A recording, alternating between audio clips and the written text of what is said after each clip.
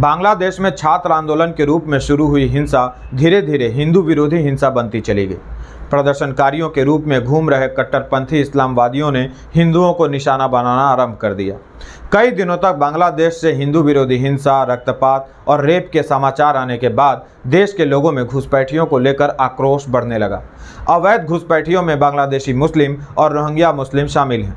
बांग्लादेश प्रकरण से पहले से ही देश में रोहिंग्याओं का मुद्दा कई बार जोर पकड़ चुका है। सरकार की तरफ से भी कई बार यह कहा गया है कि रोहिंग्या इस देश के लिए बहुत बड़ा खतरा है। मित्रों, क्या सचमुच रोहिंग्या हमारे लिए बहुत बड़ा खतरा है या इसे लेकर केवल राजनीति होती है? चलिए तथ्यों के आधार पर इसे समझने का प्रयास करते हैं। सबसे पहले जानते हैं कि कौन है रोहिंग्या मुस्लिम। रोहिंग्या इस्लाम को मानने वाला मुस्लिम समूह है जो पश्चिम म्यांमार के रखाइन प्रांत में रहते हैं। पीढ़ियों से म्यांमार में रहने के बावजूद उन्हें नागरिक के रूप में मान्यता नहीं दी जाती है, क्योंकि देश का मानना है कि वे औपनिवेशिक शासन के दौरान, यानी जब इस पूरे क्षेत्र पर अंग्रेजों का राज हुआ करता था, तब वे कहीं से पलायन करके आए हुए थे। म्यांमार के 1982 के नागरिकता कानून के अनुसार रोहिंग्या केवल तभी पूर्ण नागरिकता प्राप्त कर सकते हैं जब वे यह साबित करें कि उनके पूर्वज 1823 से पहले से देश में रहते थे। जब तक वे यह सिद्ध नहीं करते तब तक उनको विदेशी निवासी यानी रेसिडेंट फॉरेनर्स या एसोसिएट सिटीजन्स के रूप में चिन्हित करके वहां रहने की अनुमति दी जाती है। व्यक्ति के माता अथवा पिता में कोई एक म्यांमार का नागरिक हो तो भी उन्हें नागरिकता नहीं मिल सकती। अर्थात लंबे समय से रोहिंग्या मुस्लिम म्यांमार में बिना पूर्ण नागरिकता के रह रहे थे, लेकिन वे यूं ही शांति से नहीं रह रहे थे। मित्रों, इन रोहिंग्याज के पाकिस्तानी आतंकी संगठनों और इस्लामिक स्टेट जैसे आतंकी संगठनों के साथ संबंध थे। इतना ही नहीं, उन्होंने अपना आतंकवादी समूह अरकान रोहिंग्या सल्वेशन आर्मी यानी ARSA भी बना लिया था। यह समूह पाकिस्तान और IS के संपर्क में था। एमनेस्टी इंटरनेशनल की रिपोर्ट के अनुसार वर्ष 2017 में अरकान रोहिंग्या सल्वेशन आर्मी ने रखाइन में हिंदू गांवों और बस्तियों को निशाना बनाया। इस आतंकी संगठन ने हिंदू महिलाओं और बच्चों सहित 99 लोगों की बेरहमी से हत्या कर दी। रोहिंग्याओं के इस कायरतापूर्ण कृत्य के लिए एक भी सच्चा हिंदू उन्हें कभी माफ नहीं करेगा। हिंदुओं के नरसंहार के अतिरिक्त इस ग्रुप ने स्थानीय पुलिस चौकियों और सुरक्षा बलों को भी निशाना बनाया। इन आतंकी हमलों के बाद म्यांमार की सेना ने एक सफाई अभियान चलाया।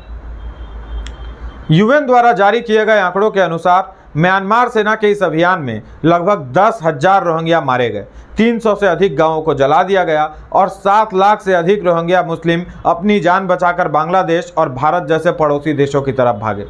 इसके पहले धीरे धीरे 10,000 रोहिंग्या पहले ही भारत और बांग्लादेश की तरफ कूच कर चुके थे। दोस्तों, इस तरह हजारों की संख्या में रोहिंग्या मुस्लिम भारत में प्रवेश करने लगे। वे लोग उन जंगली इलाकों से प्रवेश कर रहे थे जहां बॉर्डर खुला हुआ है।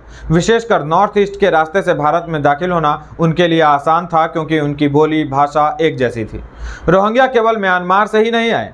जो रोहिंग्या बांग्लादेश चले गए थे वो भी अन्य बांग्लादेशी घुसपैठियों के साथ भारत में आने लगे। इससे कई राज्यों की डेमोग्राफी में तेजी के साथ बदलाव आया। भारत की सीमा में घुस आए रोहिंग्या ऐसे तो देश भर में फैले, परंतु मुख्य रूप से पश्चिम बंगाल, तेलंगाना, उत्तर प्रदेश, जम्मू कश्मीर, दिल्ली और झारखंड जैसे राज्यों में बसाए गए। इसके अतिरिक्त उन्हें योजनाबद्ध तरीके से ऐसे हिंदू बहुल शहरों में बसाया गया जहां आसपास मुस्लिमों की ठीक ठाक संख्या हो, जैसे मथुरा, जम्मू, हैदराबाद, दिल्ली और नोएडा जैसे शहर। अलग अलग स्रोतों के अनुसार भारत में रोहिंग्या मुस्लिमों की संख्या 20,000 से लेकर 40,000 के बीच है। मित्रों, मथुरा और जम्मू जैसे हिंदू बहुल शहरों में कट्टर इस्लामवादी रोहिंग्याओं के बस जाने के कारण न सिर्फ जनसांख्यिकीय बदलाव देखने को मिल रहा है, बल्कि वहां अक्सर सामाजिक तनाव और कानून व्यवस्था की समस्या सामने आती रहती है। मित्रों, किसी भी शहर या गांव के पास बसने के लिए वे मुस्लिम बहुल इलाकों की तलाश करते हैं ताकि उनके रहने से किसी को आपत्ति न हो। स्थानीय मुस्लिम न केवल उनके रहने का इंतजाम करते हैं, बल्कि फेक डॉक्यूमेंट बनवा कर भारत की नागरिकता हासिल करने में भी मदद करते हैं। इससे तेजी के साथ एक हिंदू बहुल क्षेत्र में डेमोग्राफी बदलने लगती है। बदलती डेमोग्राफी हिंदुओं के विरुद्ध आपराधिक घटनाओं में बढ़ोतरी के साथ साथ राजनीतिक रूप से बड़े बदलाव लेकर आती है, जैसा कि 2024 के आम चुनावों में देखा गया। आपको लग रहा होगा मैं यूं ही मनगढ़ंत बातें किए जा रहा हूं। चलिए फिर आपको कुछ उदाहरण भी देते हैं। जुलाई 2023 में उत्तर प्रदेश पुलिस ने मथुरा, अलीगढ़, हापुड़, गाजियाबाद, मेरठ और सहारनपुर जैसे शहरों से 74 रोहिंग्या घुसपैठियों को गिरफ्तार किया। ये सभी शहर हिंदू बहुल आबादी वाले हैं, लेकिन इनमें बड़ी संख्या में मुस्लिम बहुल इलाके भी हैं जहां से इन रोहिंग्याओं को मदद मिल रही थी। उत्तर प्रदेश में 8 जुलाई 2023 तक 9,000 से अधिक रोहिंग्याओं के अवैध रूप से रहने का अनुमान है। वहीं पश्चिम बंगाल रोहिंग्याओं के लिए सबसे सुरक्षित पनाहगार है। यह स्थानीय मुस्लिमों के साथ आसानी से घुल मिल जाते हैं क्योंकि रोहिंग्या बांग्ला बोलते हैं। दूसरी बात, यहाँ की ममता सरकार मुस्लिमों पर विशेष मेहरबान रहती है। उन्हें इस बात से फर्क नहीं पड़ता कि मुस्लिम अपने देश के हैं या विदेशी, वे पीड़ित हैं या अपराधी। उन्हें केवल वोट बैंक नजर आता है, जिसका फायदा रोहिंग्या मुस्लिम उठाते हैं। परंतु वोट बैंक की राजनीति और मुस्लिम तुष्टीकरण ने बंगाल को बारूद के ढेर पर खड़ा कर दिया है। वहाँ की डेमोग्राफी तेजी के साथ बदल रही है और बहुसंख्यक हिंदू लगातार कम हो रहे हैं। मुस्लिम आबादी में विस्फोटक वृद्धि हो रही है। 1951 की जनगणना के अनुसार पश्चिम बंगाल में हिंदुओं की आबादी 78.45% थी, जो 2011 की जनगणना के अनुसार 70.54% रह गई। दोस्तों, यदि पड़ोसी बांग्लादेश और पाकिस्तान को ही देखें तो वहां अल्पसंख्यक विशेषकर हिंदू अब विलुप्त होने की कगार पर हैं, जो कि जनसंख्या का बड़ा हिस्सा हुआ करते थे। वहीं भारत में बहुसंख्यक आबादी ही कम हो रही है।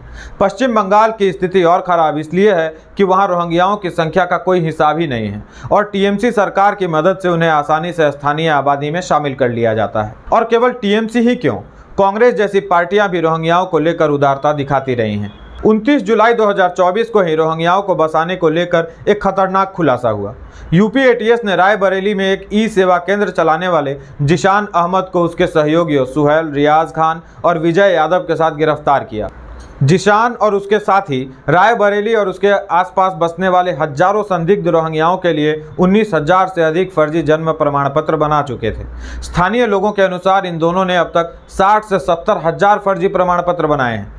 मित्रों, खेल कितना खतरनाक है उसे ऐसे समझिए कि रायबरेली के पलही गांव की कुल जनसंख्या 4500 है, जहां केवल एक मुस्लिम परिवार रहता है, परंतु गांव के पते पर 819 मुस्लिमों के जन्म प्रमाण पत्र बना दिए गए। आरोपितों से पूछताछ के दौरान एटीएस को एक बड़े नेटवर्क की जानकारी मिली। यह नेटवर्क बांग्लादेशियों और रोहिंग्या मुस्लिमों को जगह जगह बसाने में लगा हुआ है। कानपुर, उन्नाव, प्रयागराज, लखनऊ में भी इस तरह का खेल चल रहा है। यूपी एटीएस की जांच में अभी तक पता चला है कि पकड़ा गया सीएससी संचालक जिशान बस मोहरा है। इस पूरे खेल का असली सूत्रधार कोई और है। सूत्रधार के इशारे पर ही यह सारा खेल हुआ है। दोस्तों, इसमें कोई आश्चर्य की बात नहीं होगी यदि कांग्रेस या सपा के लोग इसमें शामिल हों, क्योंकि रोहिंग्या मुस्लिमों के वोटों का लालच उन्हें ही। इस बात का सबसे बड़ा सबूत है कि छोटी छोटी बातों पर हंगामा करने वाले, पीएम मोदी को गाली देने वाले इतने बड़े मामले पर चुप्पी साधे बैठे हैं। मित्रों, रोहिंग्या मुस्लिमों की बढ़ती संख्या आम लोगों के साथ साथ राष्ट्रीय सुरक्षा के लिए भी बड़ा खतरा बनता जा रहा है, जिसका उपचार समय पर नहीं किया गया तो गंभीर परिणाम भुगतने पड़ सकते हैं। जहां भी रोहिंग्या बसे हुए हैं, उन राज्यों में आपराधिक गतिविधियां बढ़ी हैं। गरीबी और बेरोजगारी के कारण ये लोग अक्सर स्थानीय मुस्लिम अपराधियों के साथ काम करना शुरू कर देते हैं। जनवरी 2024 में हरियाणा के नूह से 3 रोहिंग्याओं को 2 लड़कियों की तस्करी और रेप के आरोप में गिरफ्तार किया गया था। कई राज्यों में रोहिंग्या आबादी चोरी और हिंसा जैसे छोटे मोटे अपराधों के साथ साथ बलात्कार और हत्या जैसे जघन्य अपराधों में भी शामिल रहे हैं। रोहिंग्या मुस्लिमों को आतंकवादी और कट्टरपंथी संगठनों से जुड़े होने के लिए भी जाना जाता है, जो राष्ट्रीय सुरक्षा के लिए खतरा पैदा करते रहते हैं। क्योंकि भारत में घुसपैठ से पहले अधिकांश Rohingya Muslim Arakan Rohingya salvation army यानी ARSA और फलाहे इंसानियत जैसे आतंकी संगठनों के संपर्क में रहे हैं। फलाहे इंसानियत हाफिज सईद के लश्कर तैयबा का ही एक मुखौटा है, जबकि ARSA को पाकिस्तानी ISI द्वारा समर्थित माना जाता है। फलाहे इंसानियत जो लश्कर तैयबा का ही संगठन है, इसके लोग 2004 की सुनामी का फायदा उठाकर रोहिंग्या आबादी में घुसपैठ कर गए। बाद में बड़ी संख्या में रोहिंग्या आबादी के बांग्लादेश और भारत में प्रवेश के साथ वे इन देशों में भी प्रवेश कर गए। इस तरह रोहिंग्याओं के रूप में भारत में लश्कर तैयबा के स्लीपर सेल्स दाखिल हो चुके हैं, जो देश में आतंकी हमलों के लिए लश्कर तैयबा और अल-कायदा जैसे आतंकवादी संगठनों को सहायता प्रदान करते रहते हैं। सितंबर 2017 में दिल्ली पुलिस ने अल-कायदा के आतंकवादी रहमान को गिरफ्तार किया था। रहमान भारत में रह रहे रोहिंग्या युवाओं की भर्ती आतंकी संगठन में करने के मिशन पर था।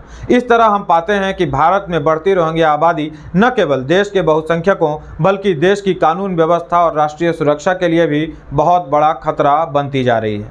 भारत सरकार को शीघ्र ही इस समस्या का समाधान करना होगा। हर बीतता दिन खतरे को नजदीक बुलाता जा रहा है।